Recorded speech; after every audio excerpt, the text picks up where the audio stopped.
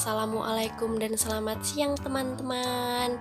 Kami kelompok 6 yang beranggotakan Alfiah Erawati, Setia Agustina, Bernita Adelia, Nina Kristina, Ervina Rinka, Meviki, dan Bimba Kamaludin akan mempresentasikan tentang organisasi profesi dan kode etik. Silahkan didengarkan dan diperhatikan presentasinya teman-teman. Terima kasih. Nah, apa aja sih yang akan kita bahas tentang organisasi profesi dan kode etik itu? Di sini kita akan membahas tentang pengertian organisasi profesi, ciri-ciri organisasi, tujuan organisasi profesi, fungsi organisasi profesi, dan yang terakhir macam-macam organisasi profesi kependidikan.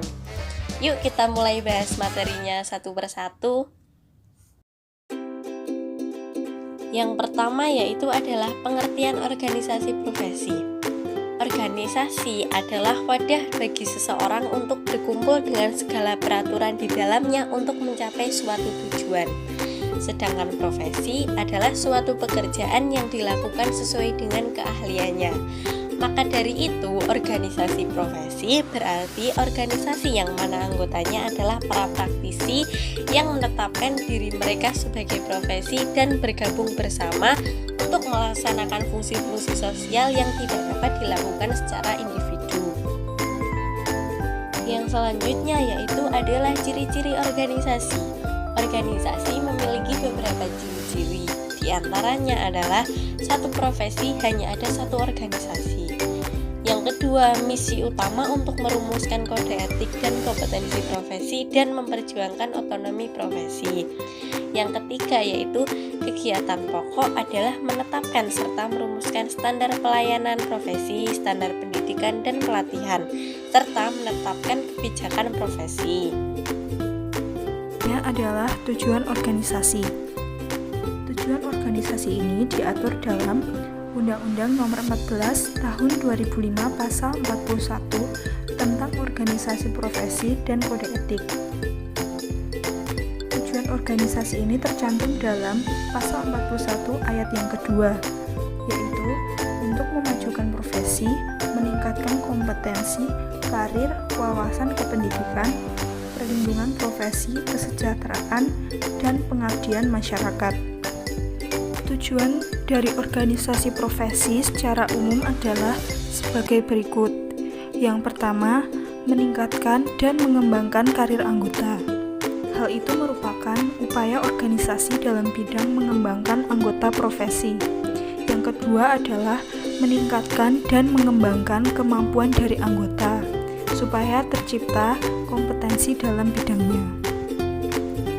Yang ketiga adalah meningkatkan dan mengembangkan kewenangan profesional anggota supaya anggota profesi ini ditempatkan sesuai dengan tempat yang sesuai dengan kemampuannya. Yang keempat adalah meningkatkan martabat anggota agar terhindar dari hal yang tidak manusiawi. Yang kelima adalah meningkatkan dan mengembangkan kesejahteraan. Organisasi profesi ini juga memiliki kewenangan yang diatur dalam UU 14 tahun 2005 pasal 42, yaitu sebagai berikut. Yang pertama adalah menetapkan dan menegakkan kode etik guru. Yang kedua adalah memberikan bantuan hukum kepada guru. Yang ketiga adalah memberikan perlindungan profesi guru. Yang keempat adalah melakukan pembinaan dan pengembangan profesi guru. Yang kelima adalah memajukan pendidikan nasional. Yang selanjutnya, yang keempat yaitu fungsi organisasi profesi.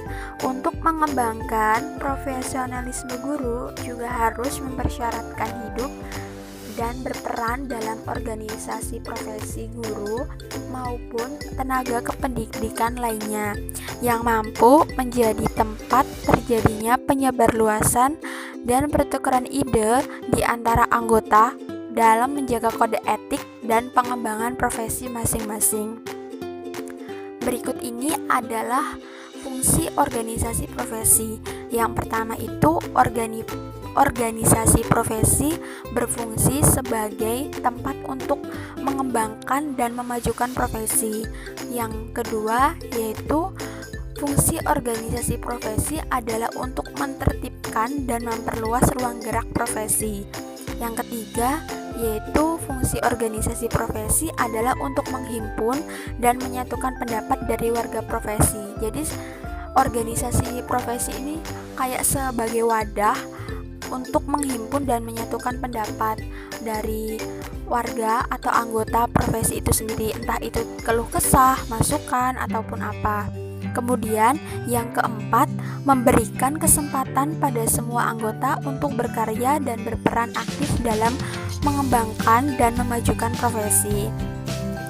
Fungsi organisasi itu sebagai tempat untuk memberikan kesempatan, memberikan kayak ruang bagi semua anggotanya untuk berperan aktif, mengembangkan dan memajukan profesi itu sendiri.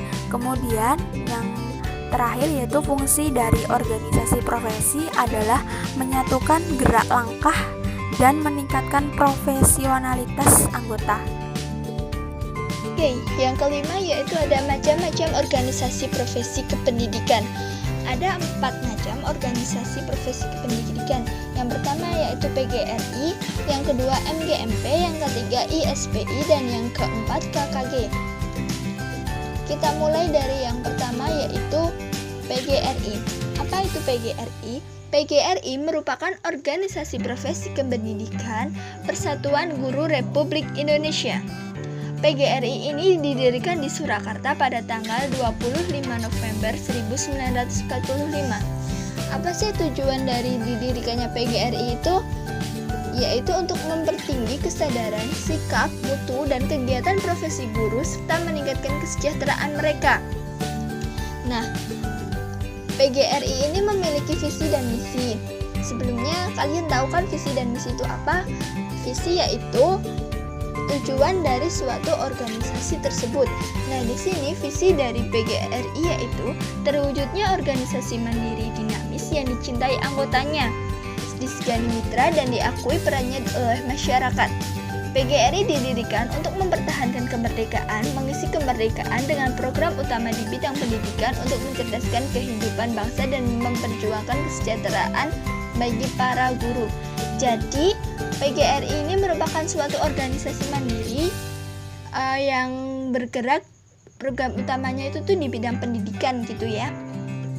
Nah, yang kedua yaitu misi PGRI. Misi yaitu tahapan-tahapan yang dilakukan untuk mencapai tujuan organisasi tersebut, atau dengan kata lain yaitu tahapan untuk tercapainya suatu visi. Yang pertama yaitu ada mewujudkan cita-cita proklamasi PGRI, yang kedua mensukseskan pembangunan nasional PGRI, yang ketiga memajukan pendidikan nasional PGRI, yang keempat meningkatkan profesionalitas guru, dan yang kelima adalah meningkatkan kesejahteraan guru. Yang kedua yaitu MGMP. MGMP merupakan suatu organisasi profesi kependidikan musyawarah guru mata pelajaran, yaitu suatu wadah bagi guru mata pelajaran yang berada di suatu daerah kabupaten, kota, atau kecamatan yang fungsinya menjadi sarana untuk saling berkomunikasi, belajar, dan bertukar pikiran serta pengalaman dalam rangka meningkatkan kinerja guru sebagai praktisi atau perilaku perubahan reorientasi pembelajaran di kelas. Nah, di dalam MGMP ini memiliki 2 tujuan, yaitu tujuan umum dan tujuan khusus. Tujuan umumnya adalah mengembangkan kreativitas dan inovasi dalam meningkatkan profesionalisme guru. Jadi di dalam MGMP ini, seorang guru itu dapat belajar untuk meningkatkan profesionalismenya untuk mengembangkan kreativitas dan inovasinya. Nah, selain tujuan umum ada pula tujuan khusus. Yang pertama yaitu memperluas wawasan dan pengetahuan guru. Yang kedua yaitu mewujudkan kultur kelas yang kondusif. Kemudian yang ketiga yaitu membangun kerjasama dengan masyarakat. Nah, selain tujuan umum dan tujuan khusus, MGMK memiliki peran yang pertama yaitu mengakomodasikan aspirasi dari, oleh, dan anggota. Yang kedua yaitu mengakomodasikan aspirasi masyarakat dan siswanya. Yang ketiga, melaksanakan perubahan yang lebih kreatif dan inovatif dalam proses pembelajaran. Yang keempat, sebagai mitra dinas pendidikan dalam menyebarluaskan informasi kebijakan pendidikan. Nah, apa saja sih program kerja yang telah ditetapkan oleh organisasi ini? Yang pertama yaitu meningkatkan pemahaman kurikulum, yang kedua mengembangkan silabus dan sistem penilaian, yang ketiga mengembangkan dan merancang bahan ajar, yang keempat meningkatkan pemahaman tentang pendidikan berbasis luas dan berorientasi kecakapan hidup. Yang ketiga ada IPSI, Ikatan Sarjana Pendidikan Indonesia.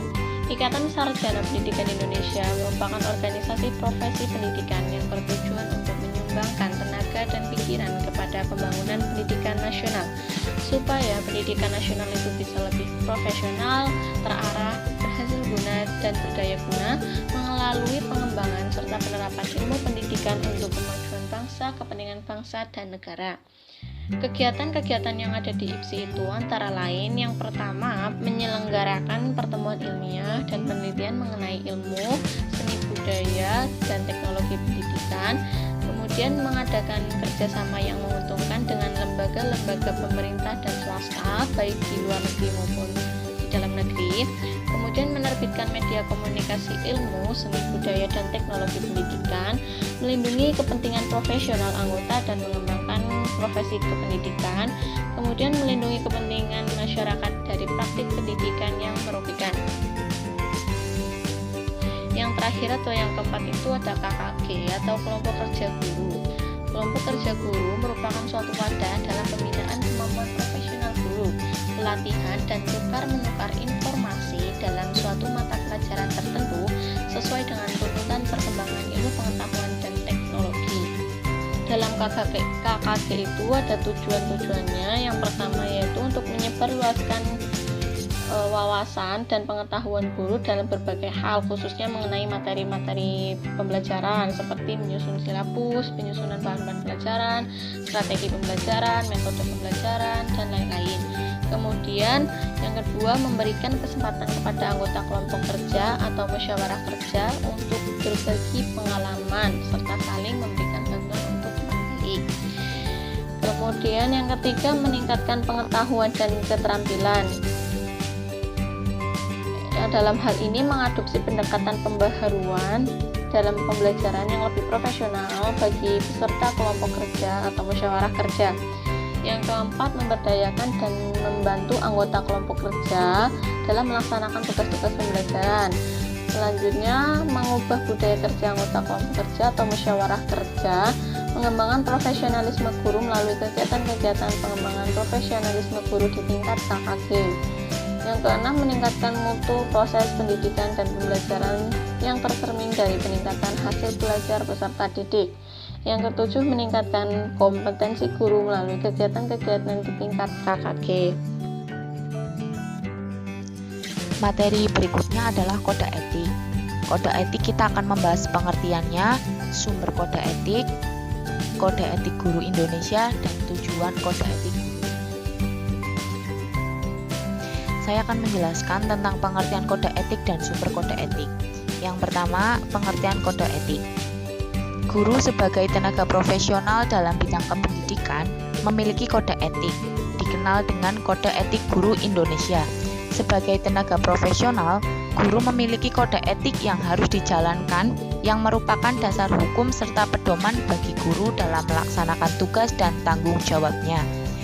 Untuk menjaga dan meningkatkan kehormatan dan martabat guru dalam pelaksanaan tugas keprofesionalan, organisasi profesi guru membentuk kode etik.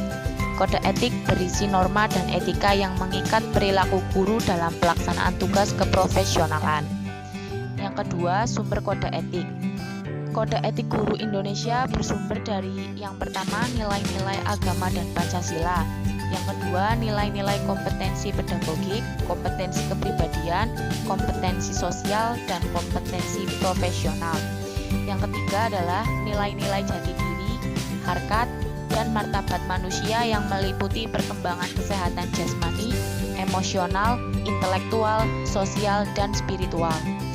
Kode etik guru Indonesia adalah himpunan nilai-nilai dan norma-norma profesi guru yang tersusun dengan baik dan sistematis dalam suatu sistem yang utuh dan bulat.